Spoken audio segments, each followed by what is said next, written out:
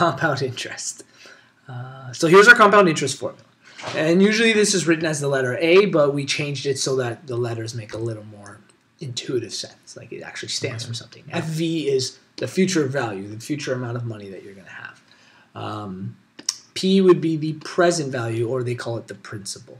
Okay.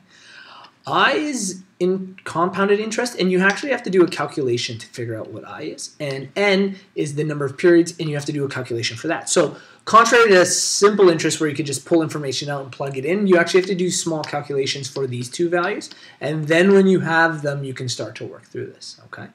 Let's look at this question. $2,000 is invested at 7.5% interest compounded monthly. That's amazing. I want to find that bank account for 10 years. They want to know what is the total future amount. So highlight important information here.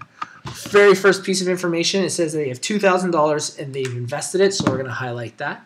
So we have $2,000 and it's invested at 7.5%, and it's compounded. And I'm going to change that. Compounded monthly, which is actually really important. Even though they didn't give us a number, that is a number. We're going to have to decipher what number it is. And they do it for 10 years. Okay. So what we're going to do is try to decide what each of these stand for. So what do you think the 2,000 is? The present. Yeah, that's what they originally invest. Okay. What about the 7.5? The compound interest. Okay, so that's the interest rate, and that would be considered the R, which is the same as simple interest. Okay. Compound period. So that one's a little new. Compound period monthly. So because this is 7.5%, and it should have said per year, okay, in the question. I know I scribbled that in. It should say per year. Compound monthly means it's going to be the C value is going to be 12 because there's 12 months over the course of the year. And then finally, T is the number of years, but it's not actually what N is. So this would be years is equal to T. So what that's now done, if you notice, we have a C value, we have an R value, okay, C is in here, and we have a YR value. So we can now calculate I and N, and we have a P value.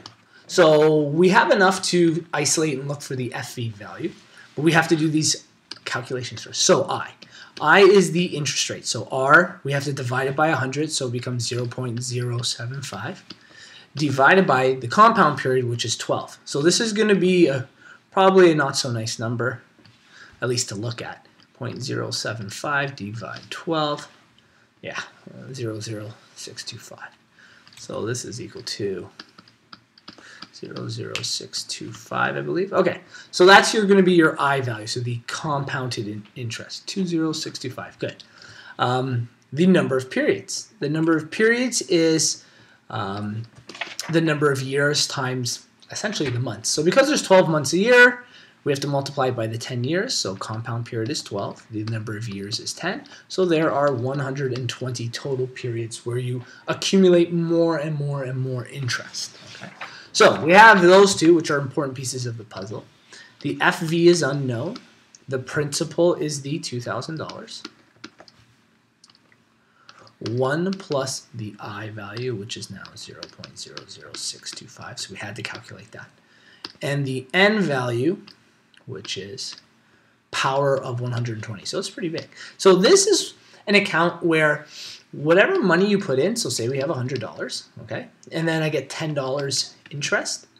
My next month, I have $110 to get interest on, so I would get like $11 interest. So I continuously get interest on the new amount of money I have in the bank. Where simple interest, it only takes the original, that 100, whoops, and it just keeps giving you, you know, $10 and $10 and $10. Where compound, these things slowly start to increase, you know, then it goes 13, then like 15 or something like that.